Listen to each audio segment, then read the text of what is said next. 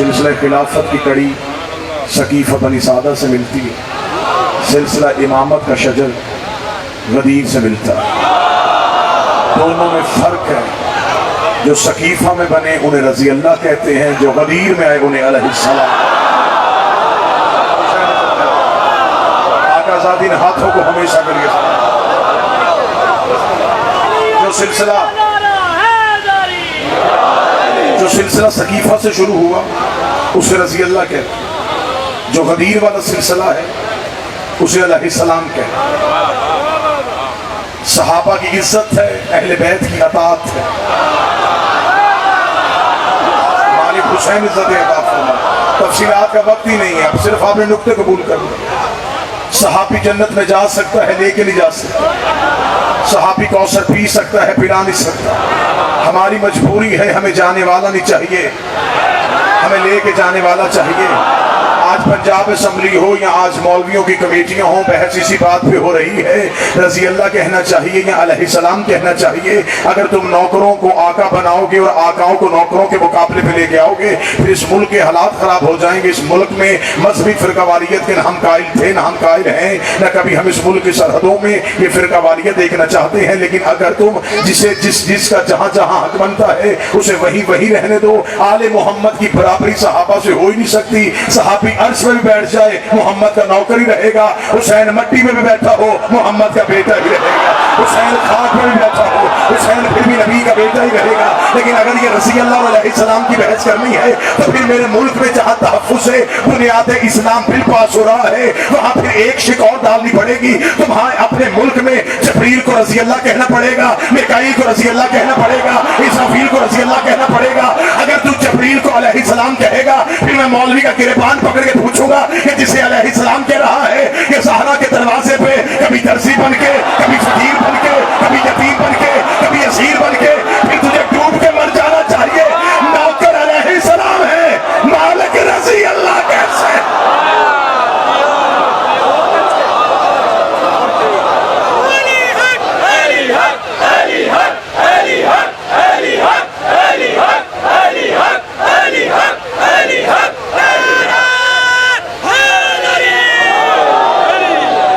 ہم شیعہ قوم بہت سنکش لوگ نہیں۔ صدا جیو۔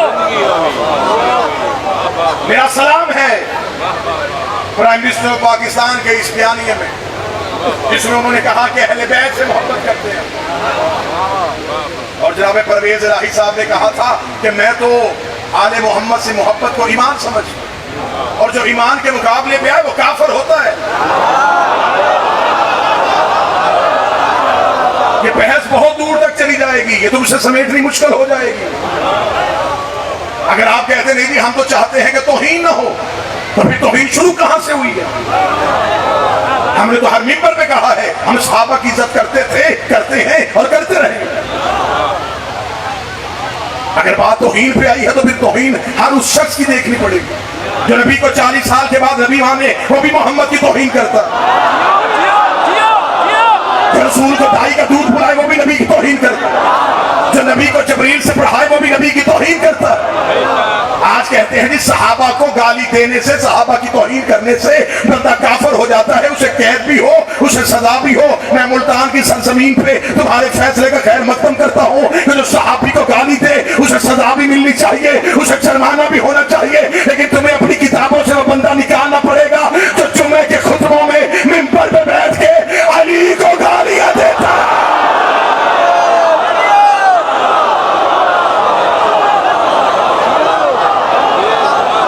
ہم بھی اعتراض نہیں،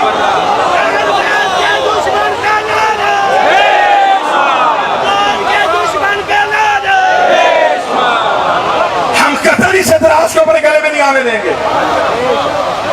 ہمیں پہلے یہ بتاؤ کہ معیار کیا ہے؟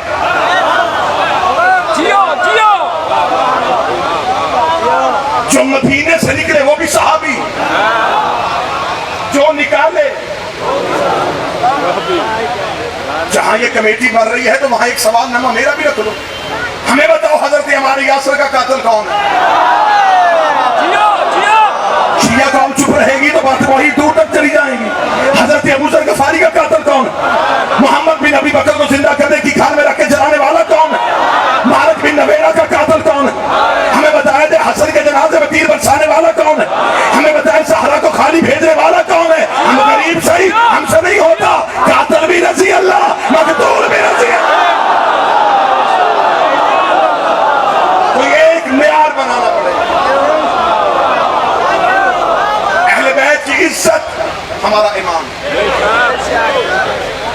یہ بہت بڑی سازش ہے کہ آل محمد کو پہلے مرحلے میں رضی اللہ ثابت کرنے کی کوشش کریں، پھر دوسرے مرحلے میں جا کے کہیں گے کہ رضی اللہ سے تو غلطی ہو سکتی ہے۔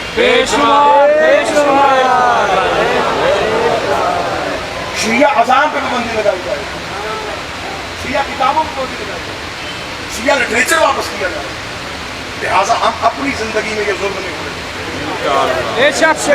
ہم جسے آپ ماننا چاہتے ہیں ہم مان لیں، لیکن اہل بیت کے ساتھ آپ قطعاً کوئی زیادتی برداشت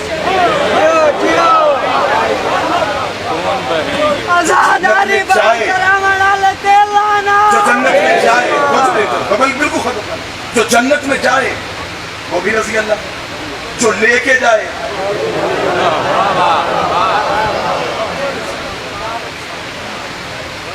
صحابہ کی عزت ہے، آل محمد کی اطاعت ہے۔ آپ بل پاس کریں تو یہ بل آپ کے گلے میں پڑ جائے۔ صحابہ کو نہ ماننے سے بندہ کافر ہو جاتا ہے، پھر ان صحابہ کا کیا کرو گے جو آپس میں ایک دوسرے کو نہیں مانتے؟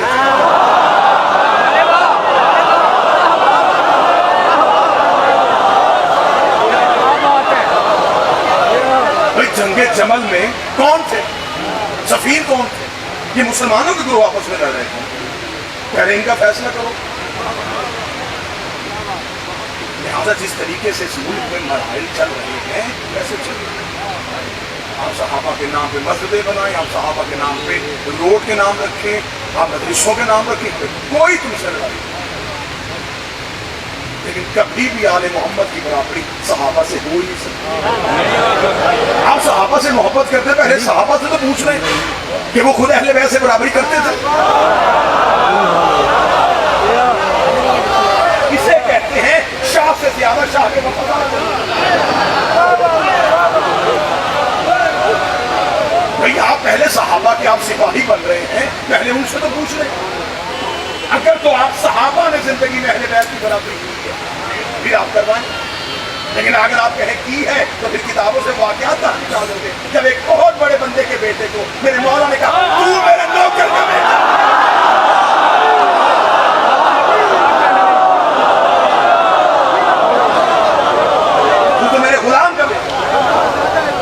اس نے گھر جا کے کہا تھا بابا تخت ہمارے پاس، حکومت ہمارے پاس، یہ کچی حویلیوں میں رہنے والے سید ہمیں نوکروں کے بیٹے کہہ رہے ہیں۔ باپ نے کہا یقین ہے کہنے والا حسن ہی تھا۔ یہ واقعہ کسی شیعہ کتاب میں نہیں لکھا، ہاں کو غلط فہمی نہ بڑھے کہ شاید یہ شیعہ کتاب میں کوئی واقعہ نہیں ہے، اہل سنت بھائیوں کے ہاں ہے۔ انہوں نے کہا کہ میرے مولا حسن سے نے کہہ دیا تھا، انہوں نے کہا کہ اس سے کہہ لکھ کے دیں، اور آگے تو مولویوں نے مزید واقعے میں دلچسپی پیدا کی کہ بیٹے نے کہا بابا لکھواؤں کیوں؟ اس نے کہا میں مر جاؤں تو میرے کفن میں رکھنا۔ اس نے اس کے کفن میں رکھنے سے کیا ہوگا؟ اس کا میری بخشش ہو جائے گی۔ بیٹے نے کہا پھر اتنی قیمتی چیز میں تیرے کفن میں کیوں رکھوں؟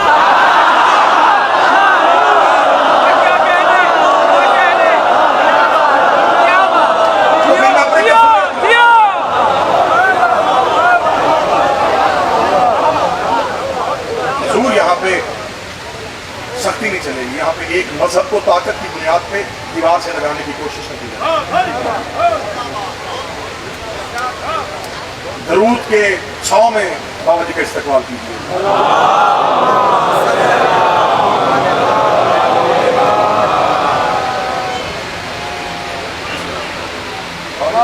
بلند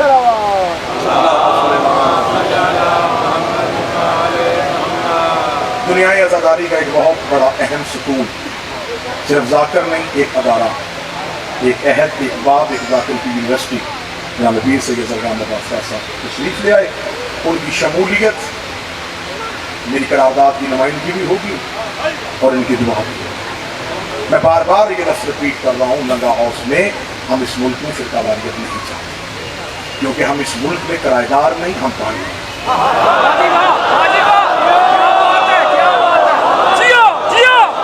یہ اس محمد علی کا پاکستان ہے جس نے 21 رمضان کو ملکہ وکٹوریہ کی دعوت یہ کہہ کے ٹھکرا دی تھی کہ آج میرے مولا کی شہادت کا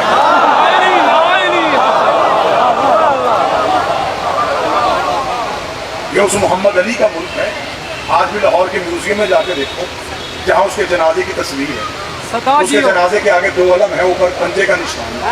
صدا جیو وہ محمد علی جناح، اس کا مذہب شیعہ، اس کا نکاح شیعہ عقیدے میں پڑھا گیا، اس کا جنازہ شیعہ عقیدے میں پڑھا گیا۔ وہ جس نے سب سے پہلے دولت پاکستان کے خزانے میں جمع کروائی، وہ راجہ صاحب محمود آباد، ان کا مذہب شیعہ تھا، وہ حسینی تھا۔ اس ملک میں دولت بھی ہماری لگی ہے،